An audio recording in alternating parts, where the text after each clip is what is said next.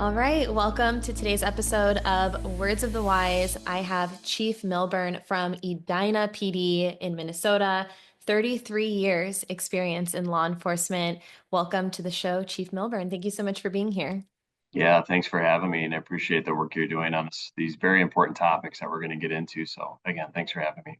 Thank you. I appreciate that. And I know that wellness is something that's important to you and important to your organization. Can you give maybe a little bit of background into your career? How did you get started in law enforcement? What did those 30 years look like in a short snapshot? Yeah, sure. Try and condense that down.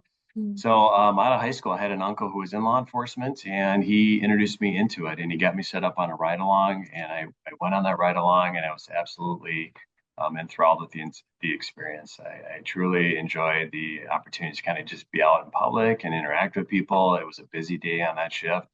I was in the city of Brooklyn Park. And so as I went through that experience, it turned me on to a career in law enforcement. I went to school.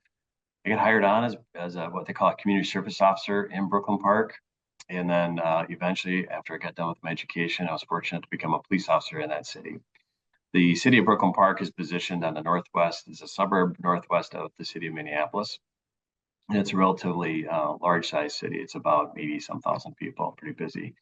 So I was blessed with an opportunity to serve in that city as a police officer. I held a variety of different positions throughout my time there, to include sergeant, lieutenant. I worked undercover. It held a lot of really good positions that really prepared me for the next step eventually, which was to become the police chief in the city of Edina.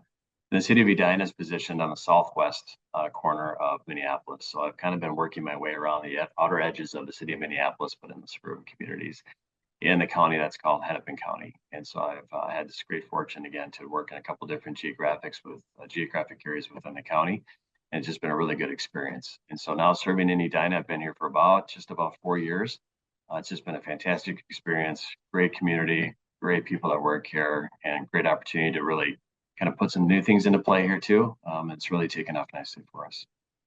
Thank you. I appreciate that. And, we know that 33 years ago, wellness looked so different than it does now, and it's evolved over time. I know that wellness is important to you because we've talked offline about this and you've shared, some of the things that you've done for your own personal wellness. But I'm curious to know, why is wellness an important topic for you personally, and why is it something that you think is essential for your organization? Yeah, when I first started my career, we never talked about wellness. That was never a topic of conversation. Physical health, mental health. If it was in your kind of personal wheelhouse to do those things, it was fine. It was supported and it was good. But at the organizational level, it was never discussed or talked about, right? And so, no wonder over time, you'd start to see physical injuries, mental injuries, stressors that would continue to compound over time. And you'd see officers, senior officers that were struggling or retiring early, or a number of things were happening. But because the education was lacking, because it wasn't culturally acceptable, because the mindset when I first started was you tough it out and you figure it out, and cops are tough and it's not a big deal. That was the mindset. And so clearly over time, well, through education, research, science, better technology, better conversations, the culture has changed, and it's become much more acceptable to talk about these things and really put into play actionable steps that really get officers positioned to have a very long, successful career.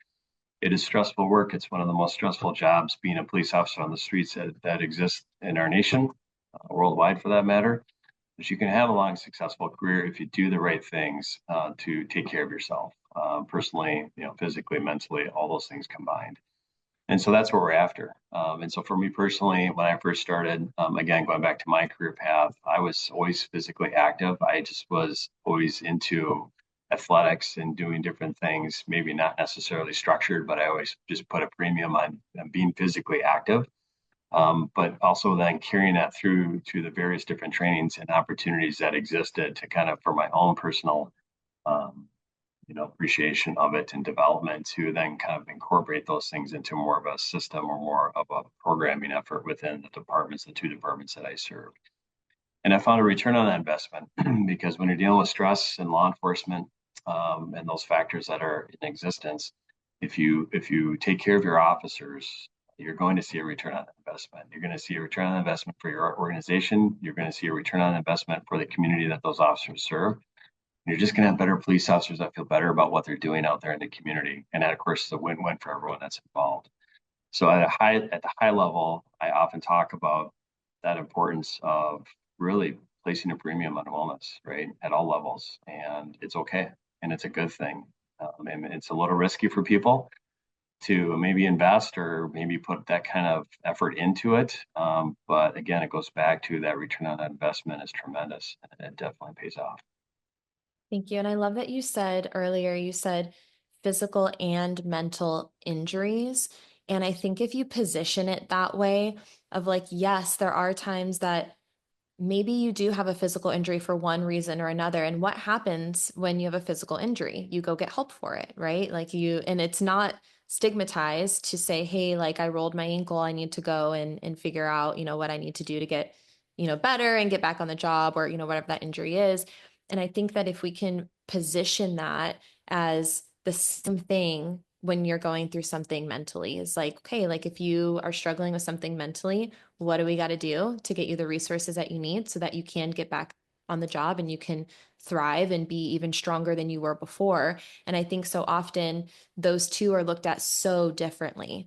When it's a mental thing, it's not as well accepted, and I think it's changing. And I think that these conversations are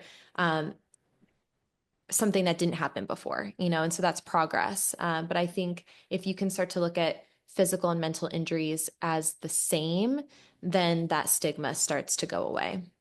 That's right. And what we know is that for physical injuries, we will point or orientate officers towards professionals, doctors, whatever, to treat that and get that person back or that officer back online.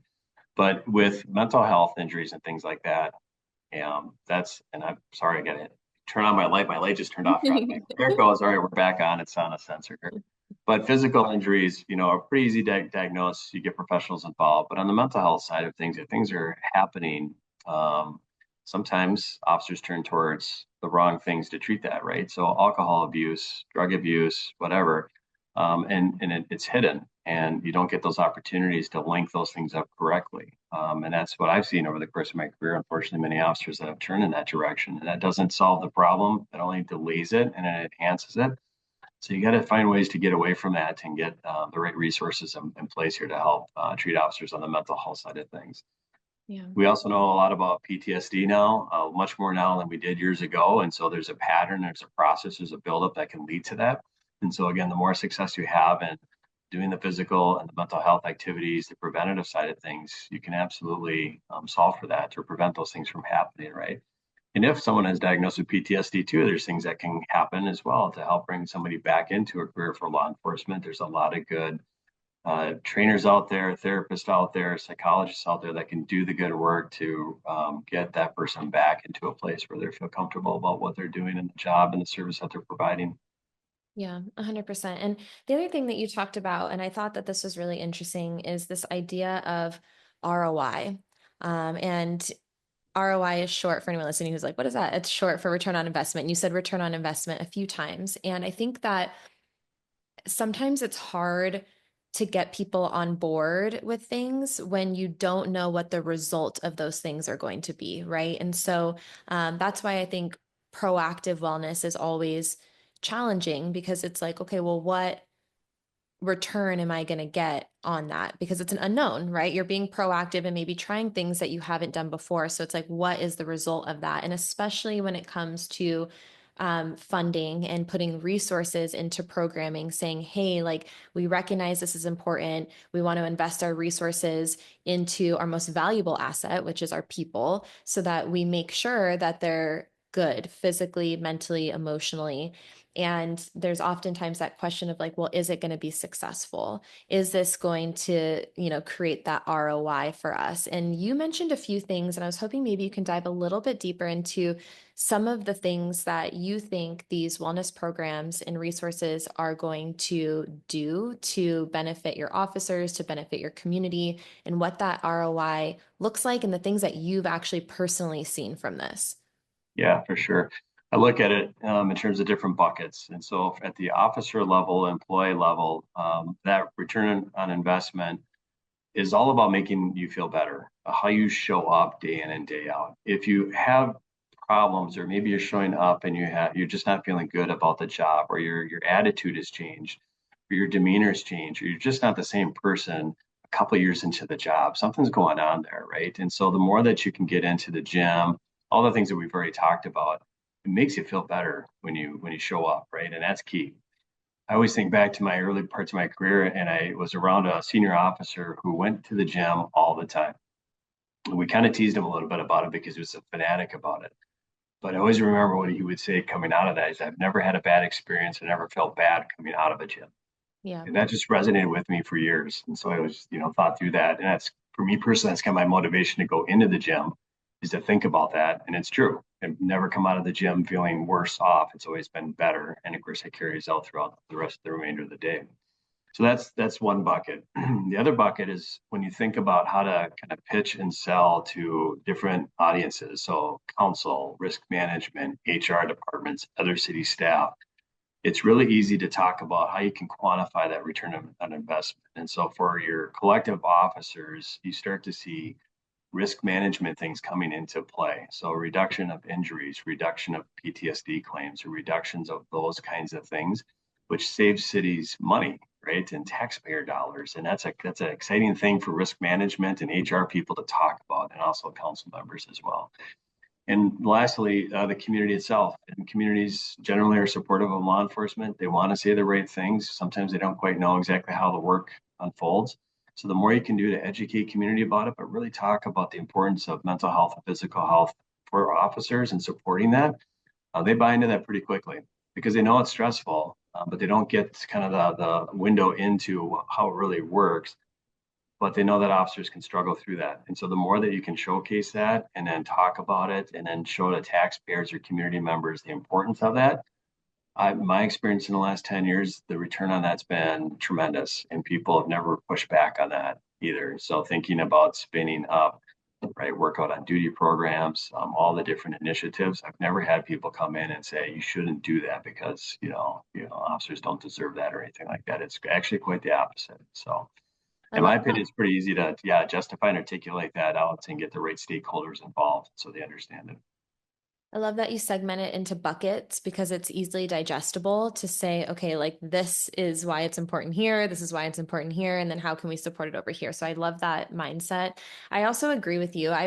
There's been plenty of times where I've gone to the gym kicking and screaming because I didn't want to be there or I didn't feel motivated or whatever was going on, or in my head I'm like, I don't have time for this, like I have so much going on.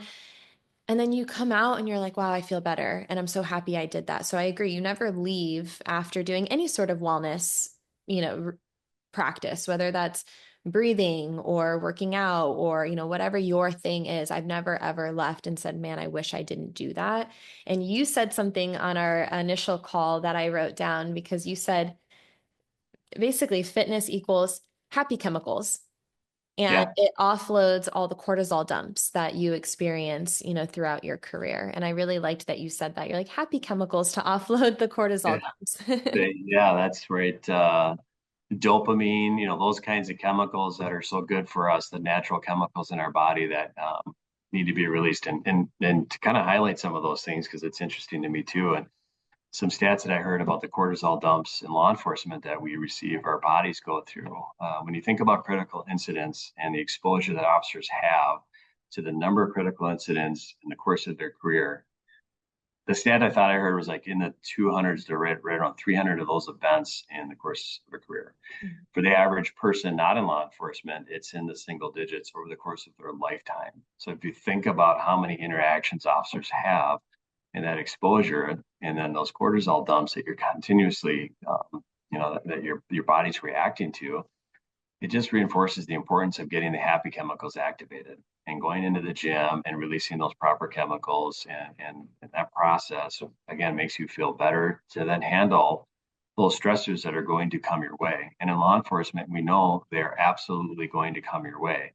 That's a given. It's more about how do you adapt to that? How do you treat your body and your mind to adapt to those things to then come out of that being very successful? In other words, they aren't such tragic events for your body to process. When you take care of yourself, there are more minor blips on the radar that you can handle, prepare for, and come out of it more successfully. And that's, in my opinion, is kind of the trick to the longer successful track for a law enforcement career for sure.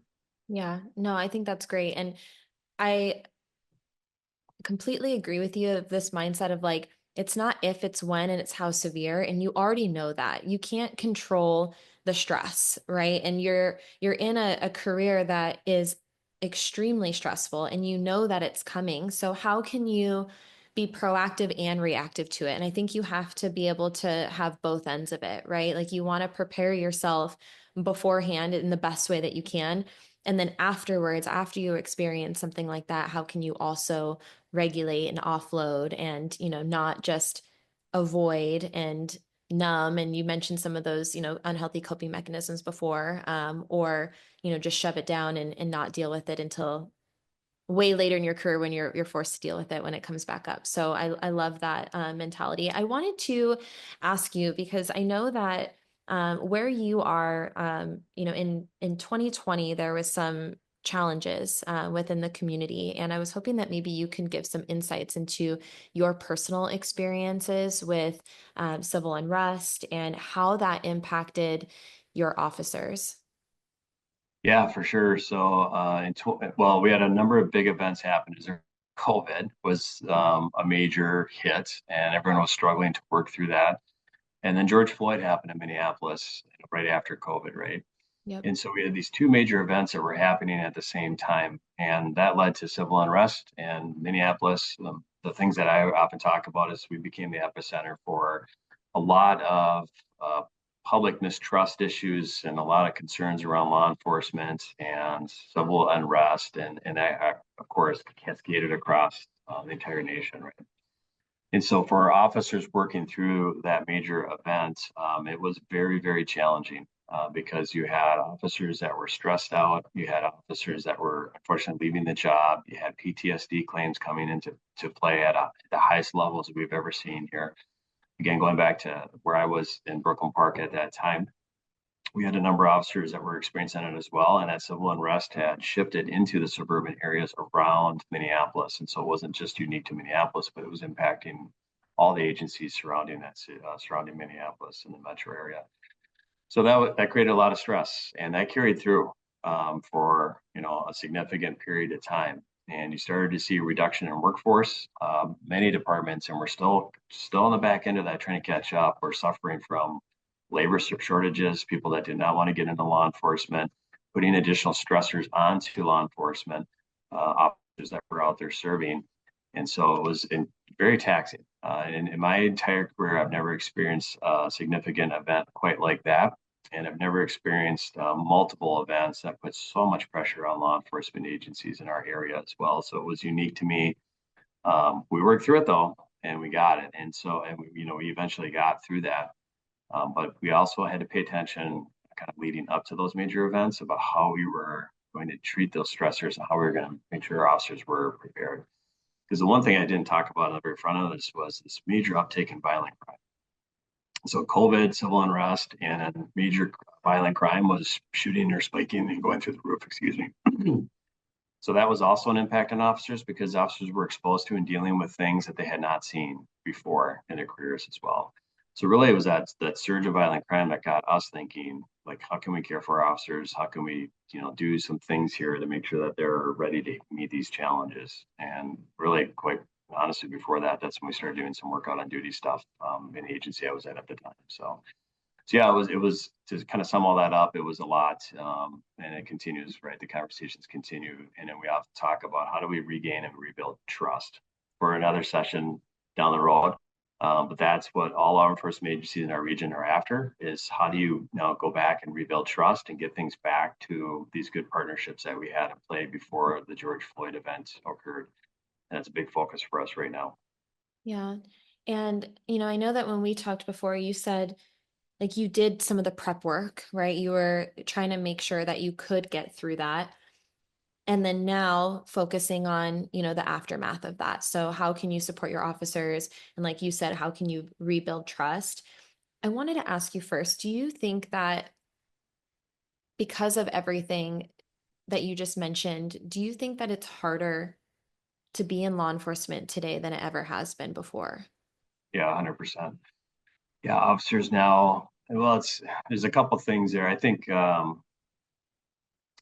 what officers now coming into the field now have a better understanding of what law enforcement looks like. I think we're in a new reality post George Floyd about how policing should look in communities.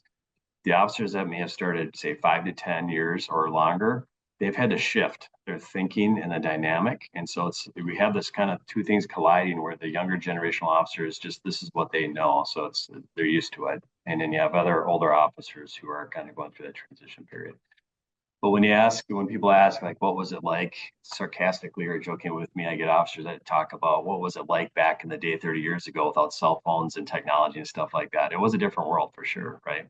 Mhm. And so it wasn't as stressful because you also didn't have body cameras. You didn't have things out there that, come off as maybe being second guessed. You had more trust already kind of in play.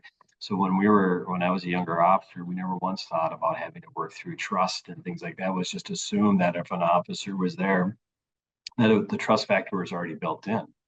So we've seen that transition over the years and then kind of speeding up to where we are now. That still remains a problem is how do you really build that trust and instill that trust and get that community support across the nation. And that's what continues to persist here in some ways. Yeah. How Yeah. do you think that that can be rebuilt? Do you have a solution, or is it really just like the question mark of like we really want to do this, but we don't really know how?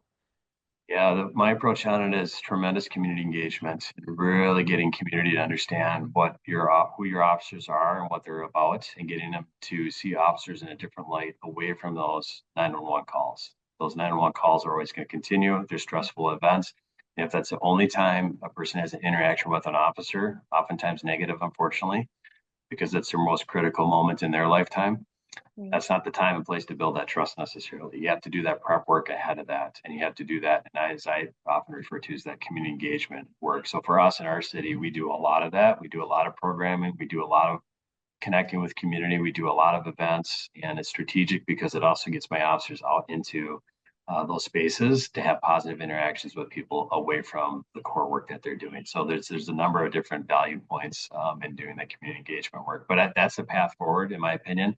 And then you build that credibility up, that trust factor up with your community. And then when you do have that moment, that crisis moment or that big event, the trust is already kind of in the bank and you've got that credibility so that you can kind of weather that storm. And then people are supportive of that. They understand who we are, that we are just people. And we want to do the right thing, but we also have mistakes and we make mistakes every once in a while. And when people can recognize that, then you can move forward. And so it's getting better though. It's starting to, the trajectory is getting back closer and closer to the point I think we were years ago. More work has to be done, of course, but we're heading in the right direction. I think you're exactly right. And this is something I've heard before is that it's a mutual partnership because, like you said, the community is now interacting with your officers not in a time of crisis, and you're humanizing them. So they're getting to know them, waving, saying hi, having those positive interactions. But then the officers are also having those positive interactions with the community, which helps their mental health because now it's not all bad. It's not just the really, really hard, tragic times. It's also joyous times. And, getting to know people in your community and having people smile at you and wave and say, thank you, I appreciate you, also helps, the officers' wellness too. So I think you're exactly on right that it's on point that it's, a mutual beneficial thing to have that community engagement. Yeah, for sure. And it gets cops to understand if you're not comfortable with public speaking and get in front of audiences, it's a great opportunity to practice those skills and just build those up because fast forward your career path, you might be the public information officer for the departments and you need to practice and get to that point. And Mhm. those are those kind of good opportunities. It's just because for many officers that's not comfortable, they may not get into the job kind of thinking that that's going to be part of my wheelhouse. And that's okay. But then that's an opportunity to kind of build that skill set out so you have some other opportunities to do some things. Yeah, it's a business of people. It is. That's Yeah. right. It's 100%.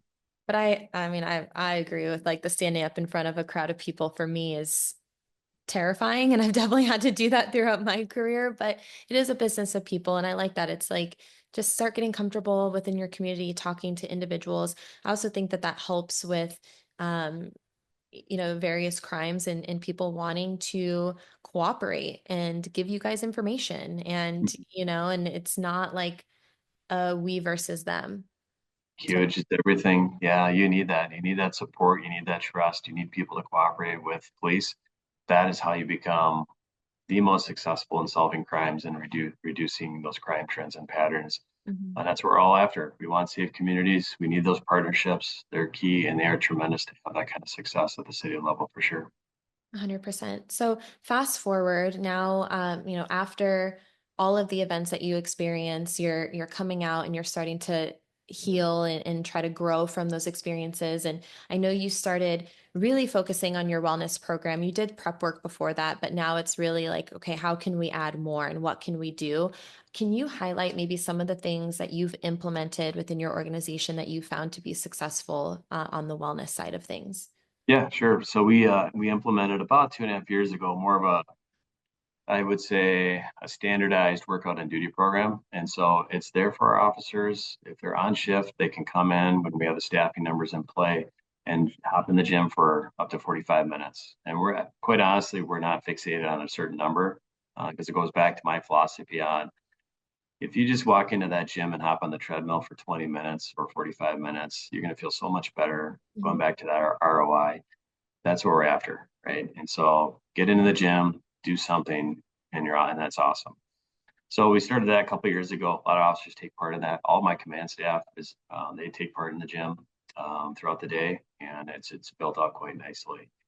The other things that we work on or have worked on is check up, neck up. And so going back to the mental health side of things, every year each officer goes in and sits down with a what I call a culturally competent therapist that understands the work of law enforcement, and they have an hour up to an hour session to talk about things.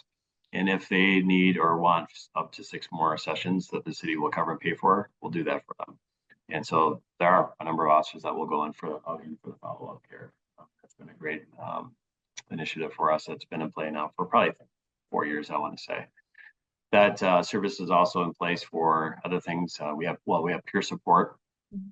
So we get into diffusions. If we have critical incidents, the peer support team will reach out and have conversations. The research now is telling us that it's important to get that discussion going pretty quickly after the event happens so that you're not sitting on that for longer periods of time. So we have our trained professional therapists that are on standby and available, but we also have officers that are now trained up in peer support to provide that important work for officers that may be in need.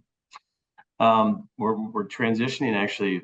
Glad you brought this up, but now we're thinking into the third and fourth quarter of this year, and how can we? So with those things said, going into the gym, you don't get 100% compliance with that, right? You still have officers that are kind of thinking about it, or they're not sure if they want to do it. And most importantly, I think, and again, this goes back to my personal experience, maybe in the last 10 years, officers may not know what to do when they go in the gym. And so officers might go in and they're confused or they're just doing the wrong kind of things, right? We're after that cardiovascular heart, the importance of the heart and making sure that, that's taken care of and doing well. And maybe we don't need to do a lot of muscle training, for example. And I'm not a professional, but I know we have professionals and there are people that can help us out with that. So one of the things that we're looking to do is we're working with a company here nearby, and we're likely very close to bringing them in to provide more training, one-on-one consulting, and actually getting some professionals in the gym to do one-on-one sessions with officers so that to get some real good clarity about what should you be doing that's more relevant to the work that you're doing out there on the street. And that, in my mind, will help us kind of move the needle and get more participation into that gym, on or off duty, right? So that's exciting for us.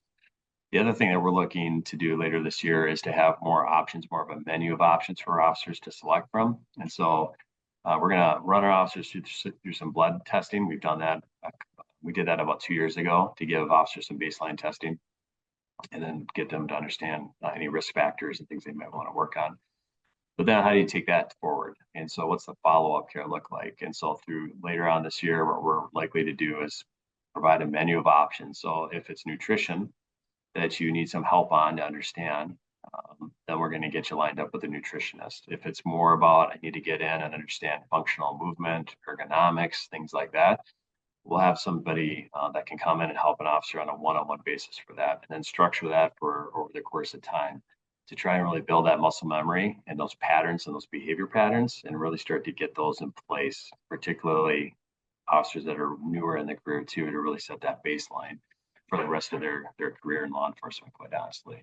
So those are a couple highlights of things that we're doing. But I'll stop there and see if you have any questions on that.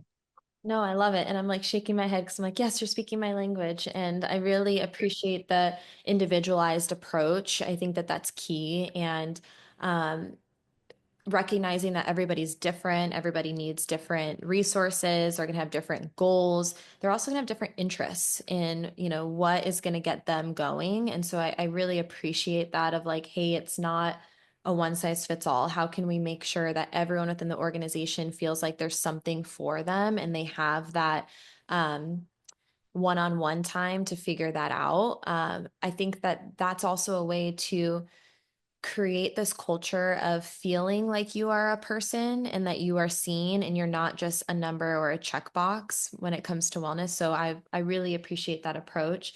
The one thing that you said that I really liked was doing things that are relevant to the job that you're doing.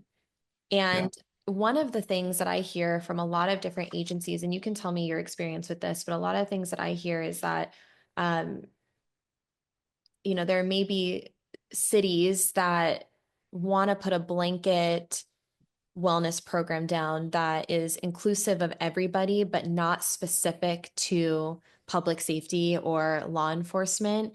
And I was hoping that maybe you can give your insights on that if you've experienced that, or also like why it's important, and what the unique challenges that you guys are facing where you need specific resources for you and not the blanket type of resources that are open to the general public. Yeah, great question. A lot of layers to that. And I've been in a couple different organizations now, and in my experience, HR departments are really good and fantastic about offering up support, resources, wellness initiatives, things like that. But they don't often hit with public safety. And one of the things that I've seen is that the offerings tend to be Monday through Friday, business hours, and we're 24/7.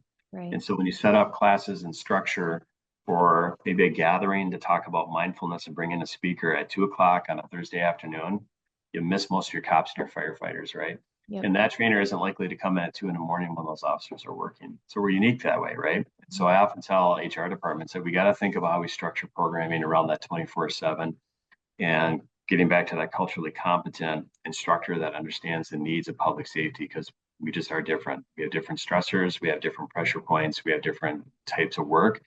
And it's important to get the right people in front of officers when you talk about wellness. And we got and we're competitive too. And so when you think about how we are different, we like competition. So if you think about how do you incentivize programs and get maybe officers to maybe even compete against firefighters, Mhm. you tend to get more outcome out of that. You get more people that want to jump into that because that's just our nature typically is to do those kinds of things. So we're just positioned differently, and then how we incentivize that's going to be a little bit different. And I always think when you think about HR departments, in my experience, it's good to start a program. You got to do a feedback loop and understand are you hitting the right mark with that, or how many people are participating in it. How do you make that relevant and important to the public safety people that you hit the right people throughout that 24/7 shift coverage that we're doing out there. Yeah, you're exactly right. It's such a unique profession with unique challenges, and the shift work alone it's hard. It's how do you do that? How do you make sure that every shift is um, provided with the resources that they need? And I think it's a really good message to anyone who's listening who, might be in that position to recognize, hey, there might be some different types of resources that need to be in place to make sure that we're hitting the mark with public safety. That's right. That's right. I know that you talked about new hires, and I know that you guys really try to start off your new hires on the right foot when it comes to wellness and making sure that that's something that you guys talk about, that they know that it's a priority for you, so that they do have a long and successful career. One of the things that I see is, we have a lot of young people coming into the career, and there's two different dynamics. One, I think that they're more open and receptive to wellness, but two, they're also really young and maybe not thinking about longevity in the way that we do when we get older and we have that perspective of like, man, like my body doesn't feel like it used to, and maybe I should have prioritized this earlier. And we also know that patrol is often one of the hardest groups to like get on board with stuff, and a lot of new officers are coming in and they're starting in that assignment of patrol. And so it's, what is your strategy to get younger people and to get patrol, specifically as a group, because they are one of the harder ones to get on board with stuff, to actually take action and prioritize their wellness? Is there any messaging that you provide to get them on board? Yeah, get the senior officers on board and get them as your key stakeholders and leaders in the patrol briefing realm. So when younger officers get hired on, they go through FTO, they're in the briefing. It's those senior officers that really control the narrative and the schema within. So the culture, the conversations, the attitudes really come out of those briefings. So if you can get a senior officer or two to support the work, the wellness initiatives, and all the things that are going on, and buy into it and be able to explain it at 2 o'clock in the morning, that'll carry the weight all day long for you, right? So as command staff or my own experience as chief, I mean, I can talk until I'm blue in the face to officers, but I know that it's not until really these officers kind of get into the culture and kind of get into the briefings and around those senior officers, that's where the messaging is really going to start taking play here. So it Mm. goes back to your mission, right? And it goes back to things that I say as a leader about how I'm talking about things and communicating what I'm really pushing on here. And I bring these young officers in and have a meeting with them when they get hired on and start up, and I talk to them about explicitly the things that I'm looking for and I want them to do to be successful, which is wellness. That's one of the major things I talk about. And I often talk to them about my career path and how I was successful going through, because I'm not a super athlete, but I was always active, and just being active was key for me personally. And I try to convey that to them, how important it is, more so than ever now with the stressors that are in place, to take care of yourself and be within that wellness world for sure. Another thing that comes up is financial, right? So when you think about financial, you think about wellness, it encompasses a lot of different things. But if you see an officer, officers for the most part make pretty good money now, Mhm. which is great. But you should take advantage of those financial strategies early in your career. So we sit down with them too and talk about that, and we'll ask them and make sure that they're getting lined up with the right financial strategies. We'll bring in actually professional speakers to talk about it as well. And it also carries through, like if I have an officer that's started up 6 months down the road, we're eating lunch, I'll ask them about it. Did you sign up and get your, well, we call it something different, but the equivalent of a 401k? So did you start contributing? And Mhm. if I get the no, then we'll start teasing them a little bit. And then I've had officers come in afterwards and show me the paperwork that they've got that up and running.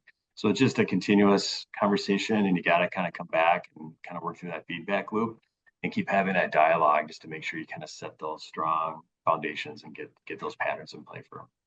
Yeah, and I know, obviously we've had some conversations offline, and I think as you get older, you always have those thoughts of like, man, I wish. Like and for me, like I wish I had positive influences in my life that set me on the right path. Like I wish that when I was in my 20s, someone sat me down and talked about financial wellness and how I can prepare myself for the future. And I also wish that I probably listened to some of the advice that I did get, because I think when you're young, sometimes you're like, like I don't need that, or like I can deal with it later. And that was definitely my mindset when I was younger.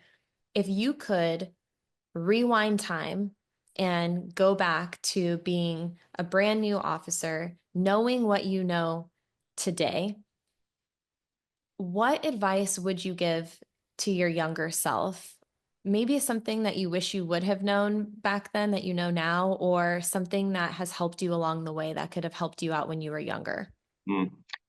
Well, what comes to mind is being open to change, Mm. and understanding that we are always going to be in different change patterns, and really being open-minded and accepting of change, which leads to innovation. And so if I were to go back in time and think about it that way, not being locked into just the basic elements of the job, which are super important, but thinking how I can adapt and be open-minded and innovative and creative to expand my opportunities, to think about how to do different systems or come up with different ideas and how to support the organization or the community or my own career path. That's when I first started, I was locked in and entrenched in what I thought was the most important elements of the work, which is still good. But the most successful officers over the course of their career, I referred to them as utility players in baseball. Like the utility player can play a lot of different positions. You can just drop them in, and they're the most successful because they can adapt to different audiences. I Mm. learned that over the course of my career as I got older, as my own maturity started to play out too. Then my eyes started to get a little bit much more open to how to be successful and really open-minded about how just to do different things and improve and be better and just continue to grow and elevate as the career's gone along for sure. I love those words of wisdom. I think that that's great. And Chief Milburn, I appreciate your time so much. I really do appreciate you coming on and sharing your wisdom and insights. And that's all I have for you, but I do want to give you the floor if there's anything that I missed that you want to close out with. I would just go back to saying for our younger officers, the future is bright. We got to continue to really invest in our youth and really get our our future leaders and our future officers to understand the value and the importance of this work in the communities. It's important work, police work. It's valued, it's highly regarded, and that's not going to change. And so continuing to focus on our youth and getting them excited and interested in this line of work is the work that we do at the senior level of leadership here too. So my advice to anyone out there listening to this is continue to work through that, place a premium on that, and orientate our youth towards the future, which is great. Yeah, and I love that. I agree. I think that this profession is still aspirational and it's still something that people want to do. And I think that everyone has that ability to inspire people to come into this career and do good in the world. So I appreciate it so much. Yeah, thank you. It's a fantastic career. It's gone by for me, 30 plus years feels like it's been 5 years still. That's how fast it goes.